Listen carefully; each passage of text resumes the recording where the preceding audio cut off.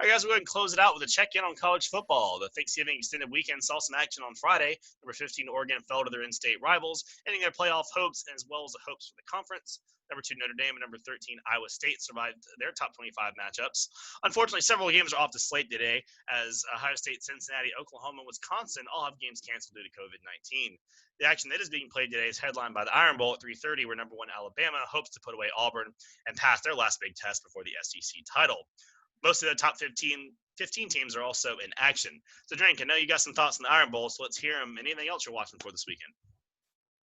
Well, you know your boy watching that Iron Bowl, but here's the deal. Let me go ahead and just break off my 2 cents on the action last night. And when I talk about the action last night, I'm talking about the Civil War. I'm talking about Oregon versus Oregon State. Here's the deal. Let's just call that the death sentence, the death penalty, because that's what just happened to the Pac-12 conference last night, when Oregon couldn't get the job done, and Oregon State went in there with this supreme running back that I never heard of a day in my life, and he just ran all over that highly talented Oregon defense, that highly recruited Oregon defense. I seen a stat that was very interesting. So I seen a stat this morning that compares composite 4 and 5 stars for each team when they play each other, and then the overall ranking of that recruiting class. And Oregon, they had 45 4 stars or 5 stars on their team. You want to guess how many Oregon State had? Not that many. Yeah, a whopping 3 or Rooski. That's what they had, 3. So 3 to 45. You got Oregon State. I think their class ranking was like supremely out of the top 25. But you had Oregon, their class ranking was like 6. So it was a mismatch as far as talent went, but this is why we play the game, folks. So that happened last night. So if you're a Pac-12 fan, you could go ahead and pack it up and put your season in rice, because it's over, baby. Don't worry about it. You just give you some good old pads clacking, because you ain't getting no farther than that. Pac-12 championship is probably your ceiling for that. But let's get into this action today. You know what it is. I'll let your boy, gravy, and all that, baby. The Iron Bowl going down. Unfortunately, the GOAT saving. He won't be another, head coach of the team. First game he'd have missed in his illustrious career. It's a different time. It's just a different time. So due to the coronavirus rules, he cannot contact the staff. He cannot contact players. He can't do anything. He got to watch it like me and you, even though he said that he's not going to watch it through the CBS broadcast. He got some other broadcasts, whatever. But he's going to watch it like me and you. So that gives old Steve Sarkisian, the former USC head coach, a chance to come up and show he still got the goods as a head coach. And from everything I'm hearing, he's getting the job done. He's definitely getting the job done offensively, but he seemed to be handling the day-to-day better than when he was, controlling the helms over on the West Coast. So that seems to be not as big of a factor this time around, that Nick Saban not going to be there coaching the boys. I don't think the line moved all that much. Unlike the first time, the line moved like 5 points. So I expect this game to go status quo. I mean, just to give a score, I think the score is going to be 52-21. Because, listen, Auburn got a defensive line, but that's about it. And you're going to need a little more of that to slow down the Alabama offense. But on the flip side, I would give them 21 points simply because Gus Malzahn has proven this year after year after year, even on his worst teams, he know how to scheme up some crazy, convoluted play that's layered that always get Alabama out of mix. We've seen it last year where we just couldn't stop them for whatever reason. And the plays were just like out of this world. So I give Gus Malzahn that credit. He is a supreme play creator. So he does learn how to get advantages that way. So overall, you know what it is. Roll Tide, holler at your boy, 3:30 CBS. You know what it is. Cue the music. Now, the rest of the slate. As I look at the rest of this slate, I'm interested in Maryland and Indiana. Let's see, do Indiana bounce back from that tough loss that they had to Ohio State? And listen, Maryland was a team that we was very interested in seeing against Ohio State last week. That game got canceled. Let's see what Maryland does. I for one, I'm just not the biggest fan of Mike Locksley because he runs out of gas every season. He starts off with this, supremely, talented firepower offense, and then by the end of the season, he forget how to get a first down.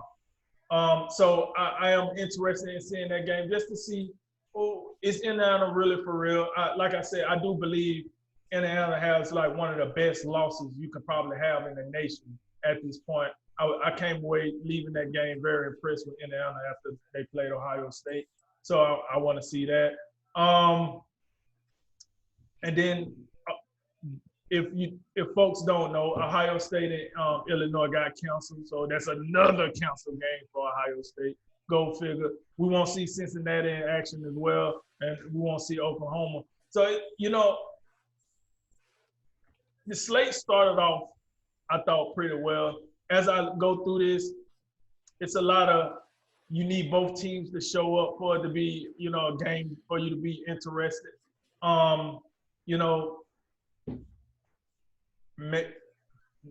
Clemson and Pittsburgh might be interesting. I don't know. Real quick, I know a lot of people have been floating the LSU upset over A&M thing. Probably not. Probably not on that one. I've heard people saying it. I'm hearing all these dark horse arguments. They better not. LSU hasn't Jimbo played Fisher in gonna a get couple clowned weeks. next week. Well, we got Drink's answer on that one. That's good. I'll go ahead and I'll write that down. Thank you for your help. Appreciate your help. LSU don't stop it. LSU out here. I'm so over LSU this year. They from Ed Orgeron on down to the kicker. I am just over LSU. Like, listen, this team has been the worst performing defending champ you ever gonna see up to this point. You wouldn't even believe this team won the national championship last year with the way they performed this year. This is listen. Your argument need to be if BYU played LSU this year, who will win that game. Like that's the real argument right there. Like I'll take BYU by 70. Thank you. Because LSU, hey, I get the interest you're trying to drum up and what people are trying to drum up, but I'm not buying it, folks. I'm not close to buying this one. LSU ain't got nothing for Texas A&M. Even on Texas A&M worst day this year, LSU don't play defense. They are a true freshman quarterback that's playing over his skis right now.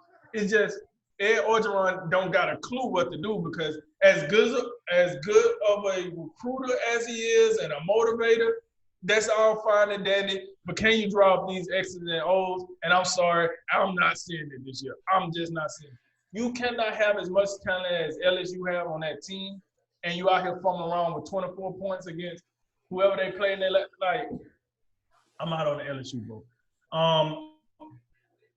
Georgia and South Carolina is usually a good game. In their last 10 games, that record is 5-5. So that's a split. That's usually a good game. This year, it would not be a good game, folks. I'm telling you right now. Muschamp is somewhere on the boat, shrimping.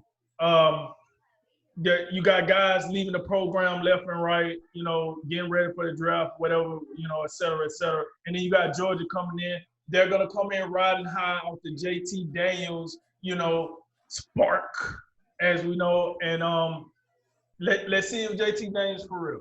Let's see if he's for real. It's kind of hard to tell because South Carolina is in the same boat kind of as Mississippi State. It's not a full team. You won't have a full scholarship team. You won't have this team at their max capacity. But it's still an SEC team. Let's see if Georgia for real. And another thing I want to say about yesterday's slate that I forgot. Notre Dame.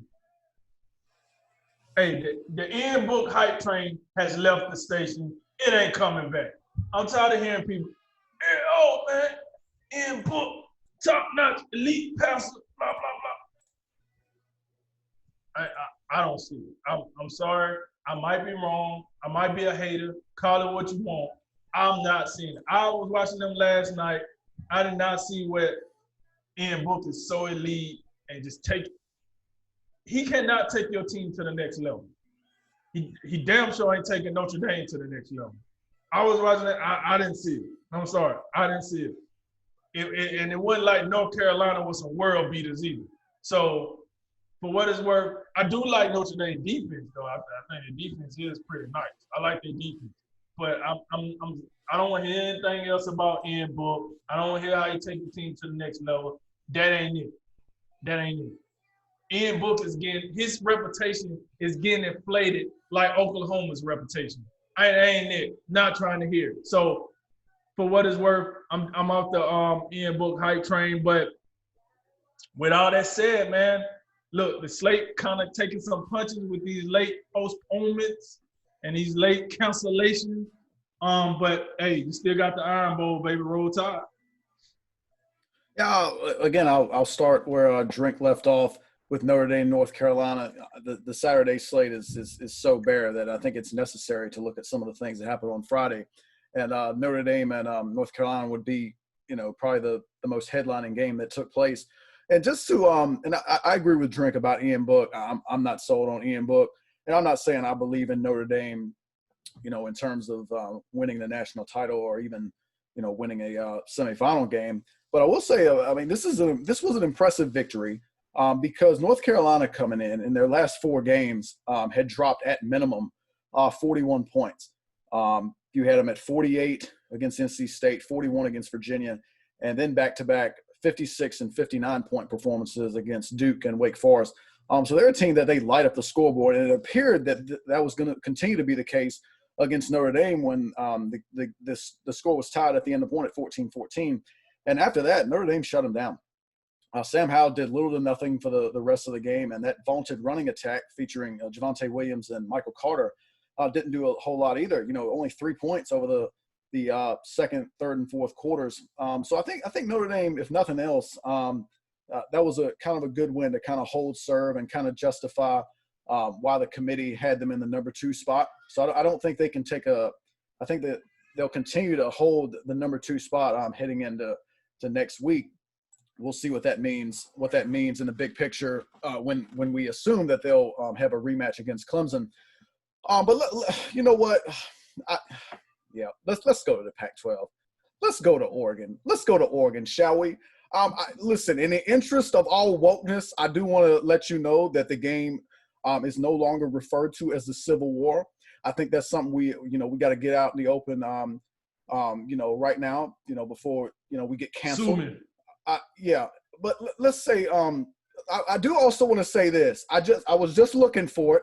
They haven't came with a new name.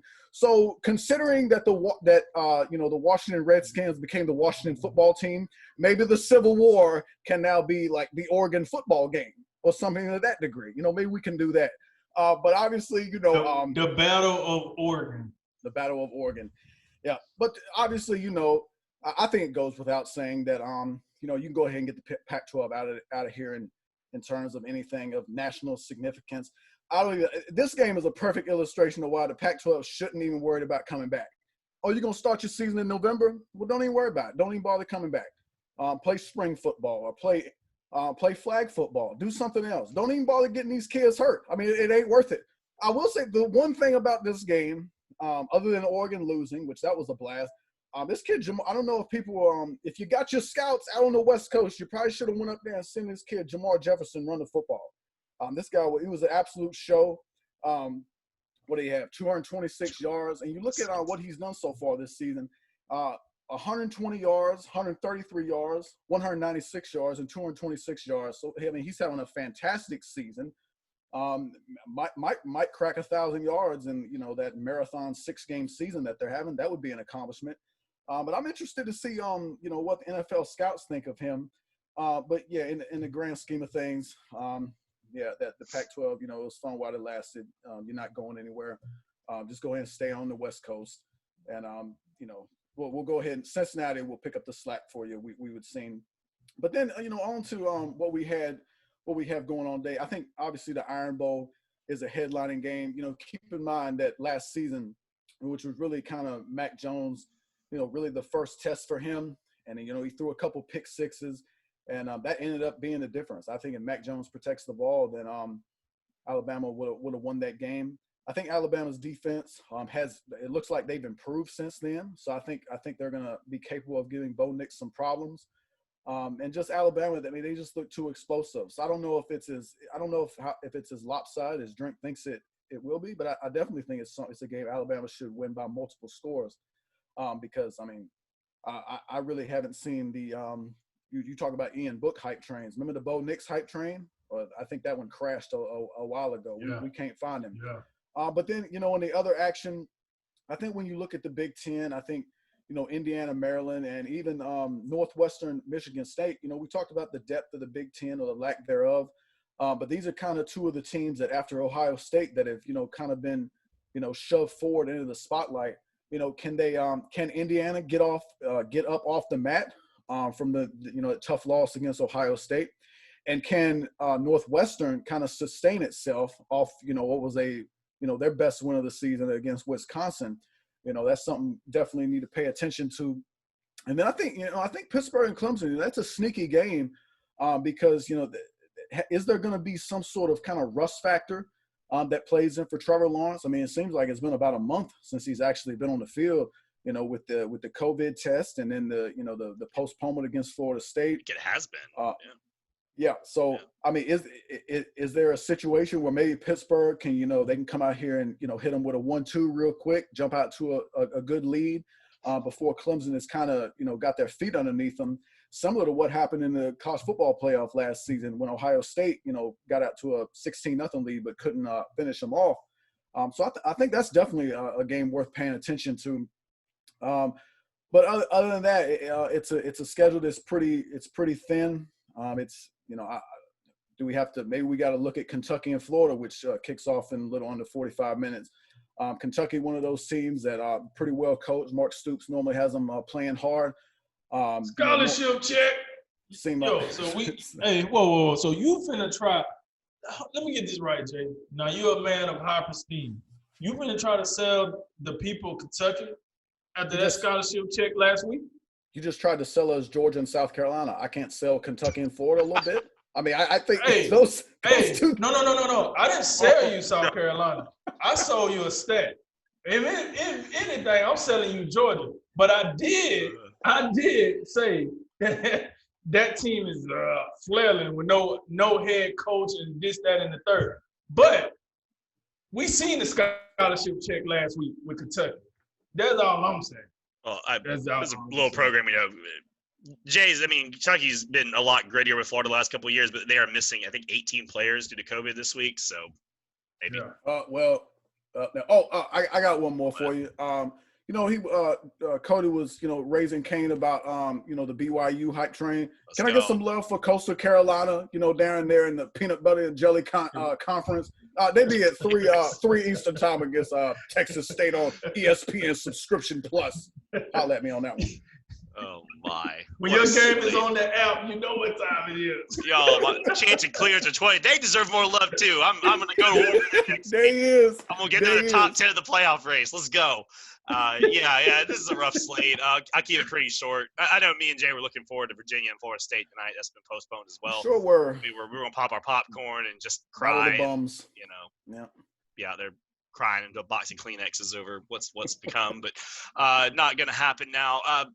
Tulsa got their game canceled against Houston. They were probably going to win that and go up a little bit higher in the rankings, which would have helped Cincinnati's case a little bit. So that's going to be canceled as well. Oklahoma, I don't get to see them play. Wisconsin, another game canceled. It's just, I guess they're going to play 2 games this year. It was funny. Every week we have one of these games that no one mentions, but it is sad, is because Penn State and Michigan are playing at noon. That should be a huge game. It's just your eyes just gloss right over it. It's just like, it doesn't matter. There's 2 wins between those teams, and we're both from Michigan. Penn State's 0-5. That's rough sledding in the pack or the Big Ten this year, man. That's boy, I don't know what's happened with some of these juggernauts. James Franklin, Jim Harbaugh shame game. Oh, it's tragic. Maybe Penn State will get a win for the season's over. Yeah, last night, I'll touch on it real quick. I have not been a believer in Notre Dame in weeks, and I think they showed me a little something last night, but I still just don't get the vibe when I watch Notre Dame. They're the second best team in the country. Something about them, there's something not right. And maybe I'm full of it, but I've watched a couple of their games, and I've always been like, yeah, they're a solid team. But I've never felt like, oh yeah, number 2, yeah, let's do it.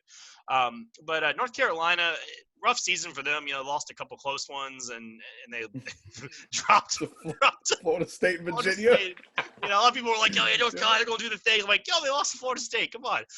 But that team strikes me as one that they're going to be good for a while. I mean, as long as Sam Howell's there, I mean, they got some real talent. They're talking about they have the top ranked corner in the country, and the 21 recruiting class is already suited up for them. It looks like they're going to have some fun stuff. Florida, they should handle Kentucky today with those guys being out.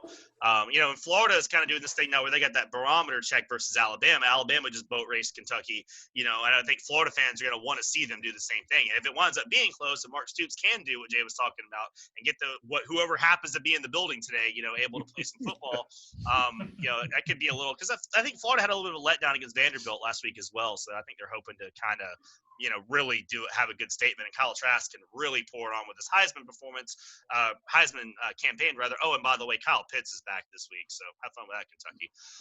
But yeah, rest of the games, y'all pretty much covered them. I'll say Pittsburgh is a sneaky pick as well. That defensive front is disgusting. I don't know about the rest of that team. That defensive front, like those front seven they're gross. I mean, they have like 50 sacks or something on the season. They blow out the rest of the country in sacks. And, hey, if you got a Golden Boy quarterback, what's the one way to knock him down? It's to sack him. So maybe Pittsburgh can do something. But, yeah, the rest of the slate there, LSU upset coming in. Yeah, it's real good. No, I would love to see it, though, trust me. But we'll see. We'll see what LSU can do. We'll see.